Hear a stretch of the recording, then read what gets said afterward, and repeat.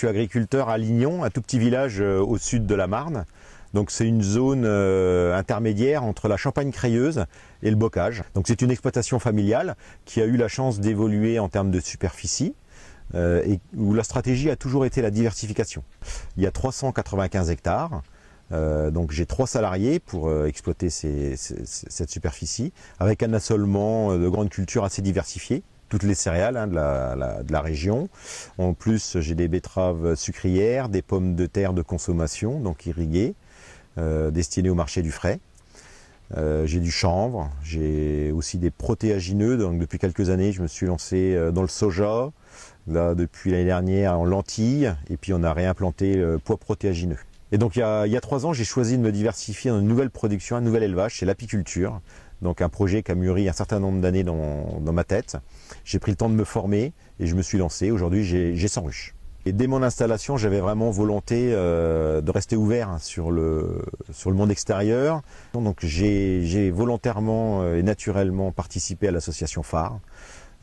C'était pour moi l'occasion de montrer mon métier, d'expliquer notre façon de travailler, les évolutions qu'on avait connues. Et au fur et à mesure que des nouvelles techniques nous sont mises à nos dispositions, on les utilise, on les teste et puis on les met en œuvre sur l'exploitation. Donc j'ai été sollicité par la Chambre d'agriculture pour intégrer le groupe Défi au niveau du département de la Marne. Donc il y a eu 2 groupes. Donc le premier m'intéressait peu parce qu'en fait c'était juste quelques parcelles de l'exploitation.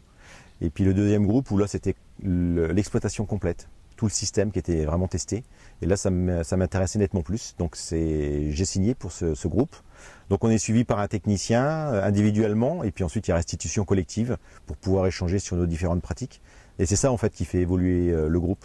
Donc moi concrètement, avec l'appui du technicien, on a réussi à réduire nos IFT. Alors je parle bien en moyenne, parce qu'il y a des années c'est plus compliqué. Par rapport à la moyenne régionale, donc j'ai baissé, je suis plus faible d'environ 20% en moyenne. C'est pas tous les jours facile. Il y a des années où on arrive facilement à le mettre en œuvre, et puis il y a des années, avec les aléas climatiques, c'est déjà nettement plus compliqué. Donc une des priorités, c'est au moins de stabiliser, d'être sûr d'être encore présent, être agriculteur demain et après-demain. Donc ça, c'est la première des priorités. J'ai eu l'occasion d'avoir un certain nombre de projets de diversification.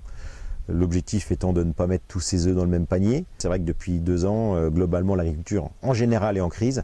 Mais malgré tout, je suis toujours dans cette même stratégie. Essayer d'être en veille, observer pour trouver éventuellement des diversifications qui puissent permettre de sécuriser nos systèmes. Et c'est important de travailler système et non pas culture simplement.